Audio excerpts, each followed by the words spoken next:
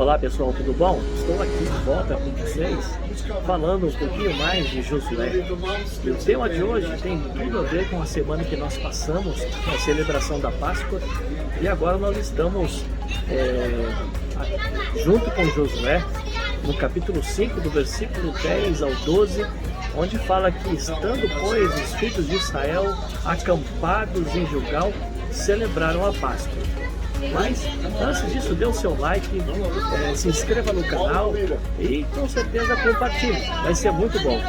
Então, hoje o tema que eu vou usar é a celebração da Páscoa. O que significa e o que tem a ver com os dias de hoje.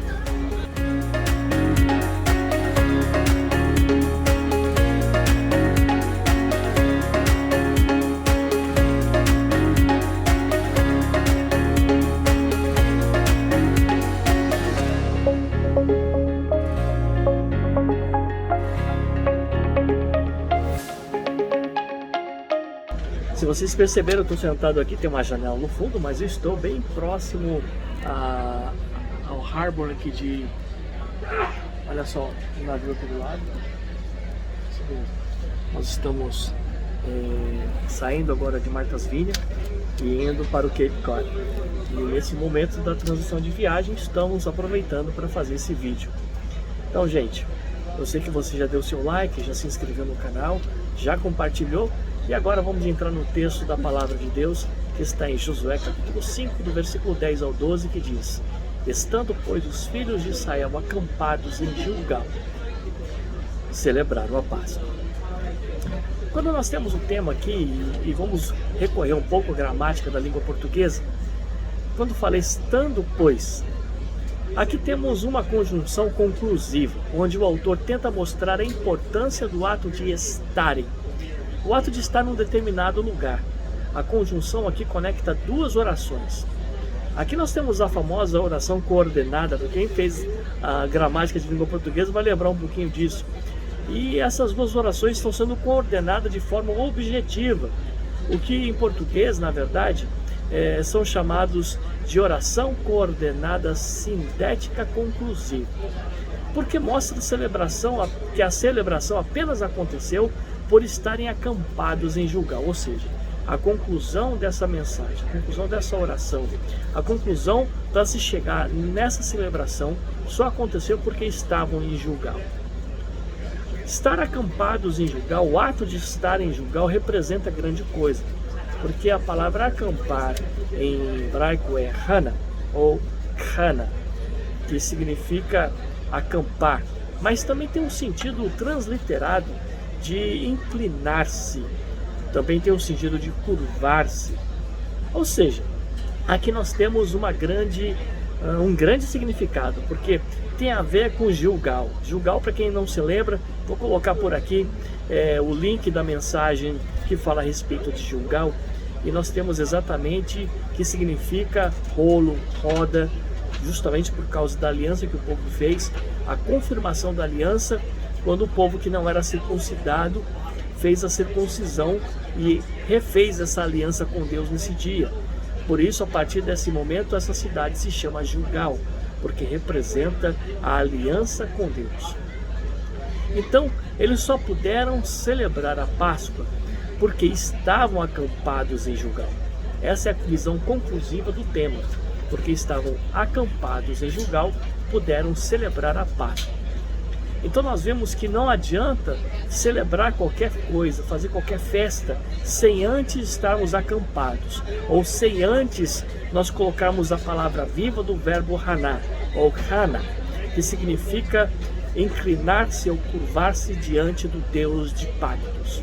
Inclinar-se em Gilgal, ou seja, nós precisamos viver esse pacto com Deus para que a Páscoa seja de verdade, de fato, comemorada. A Páscoa, que é a celebração do Pessah no hebraico, significa passar por cima, literalmente falando. O que significa o Pessah, a Páscoa? Foi quando o anjo da morte passou no Egito e aonde tinha a marca de sangue nos umbrais das portas, o anjo da morte não visitava e não matava, não fulminava os primogênitos. Então significa passar por sobre a casa e não visitar a casa com a morte. Isso significa livramento de Deus. Então a aliança, ela traz livramento. A aliança, ela traz salvação. Essa aliança com Deus traz vitória sobre a morte. O anjo da morte não passa por sua casa. Então nós vemos que a Páscoa consistia numa festa, nesse momento, em 3 coisas importantes. Primeiro, os pães asmos. Os pães ázimos, ou pães asmos, como você pode ler, ele era um pão sem fermento, que era declarado que todo o fermento durante uma semana tinha que ser retirado da casa, para que se pudesse comemorar essa Páscoa. Ou seja, a vitória só é comemorada quando nós nos curvamos para essa celebração, para essa aliança com Deus. Isso significa que devemos ter um tempo de retirada de todo o fermento, ou seja, todo o pecado, tudo que é contaminoso precisa ser retirado de nossas vidas. Então a celebração só se dá por conta disso. A outra coisa que precisa ter são as ervas amargas. E as ervas amargas são representam exatamente o que Deus fez com que o povo passasse pelo Egito numa situação de uma vida amargosa da escravidão, e Deus os libertou. Então eles participavam na Páscoa com essas ervas amargas exatamente para fazer lembrança do que eles viveram no passado. E a outra coisa que precisava ter era o vinho, que representa o sangue do cordeiro morto para marcar os umbrais das portas para livramento da morte. Ou seja, o que significa isso? Significa o livramento de Deus, o sangue de Jesus Cristo que nos purifica de todo o pecado. Então nós vemos que tudo isso acontece dentro dessa celebração para fazer memória do que Deus fez e continua fazendo por nós. Isso tudo era comemorado no dia 14 do mês de Nissan, a parte da tarde. 14, vocês sabem que representa 2 vezes o 7.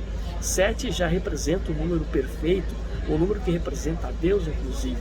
Entretanto, no hebraico, quando se fala o 14 em hebraico se fala 10, ou seja, 4 dias depois do 10.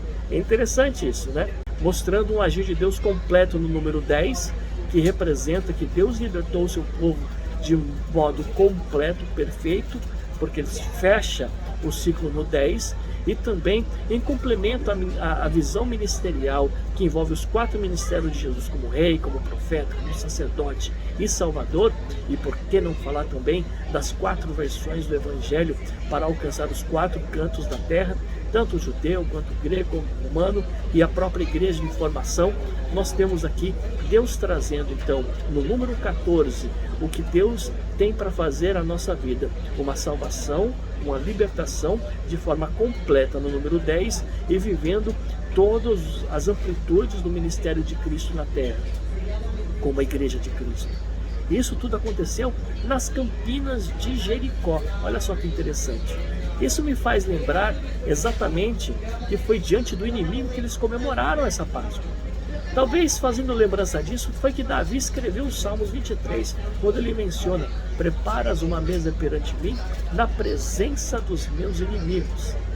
Mas a paisagem era maravilhosa, porque depois de terem passado 40 anos no deserto, olha só, era o momento de viver aquela hora, aquela instância, aquele instante em grande estilo, num oásis e grande alarido de festa ali em Jericó, na cidade das palmeiras.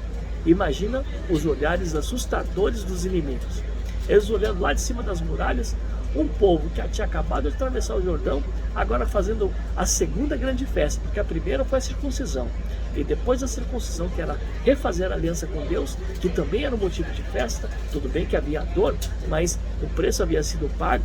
E agora, depois de toda a circuncisão e refazendo a aliança, agora eles estão com uma grande festa da Páscoa, relembrando o que Deus fez na libertação do Egito. E a partir de então, nós vemos que eles comeram o fruto da terra, porque depois, no dia seguinte, que quando eles começam da comemoração da Páscoa, a Bíblia fala que o povo de Deus passou a comer do fruto da terra. Eles comeram os pães ázimos, cereais tostados, comeram naquele mesmo dia, sim, da comemoração. E no mesmo dia, ou no dia imediato a esse dia que eles celebraram a Páscoa, depois que comeram do produto da terra, a Bíblia fala que cessou o maná. E não tiveram mais o maná os filhos de Deus depois daquele dia. Porque naquele mesmo ano comeram da novidade da terra em Canaã. Olha só que maravilha. Deus estabelece que depois que ele refaz aliança com o seu povo, depois que o povo comemora a Páscoa, porque eles se inclinaram, acamparam exatamente nessa região, né, que nós chamamos de Gilgal, que significa inclinar-se diante desse pacto, dessa aliança com Deus. Deus então estabelece que eles passam a comer do fruto da terra e comer do fruto que eles não plantaram. O que significa isso?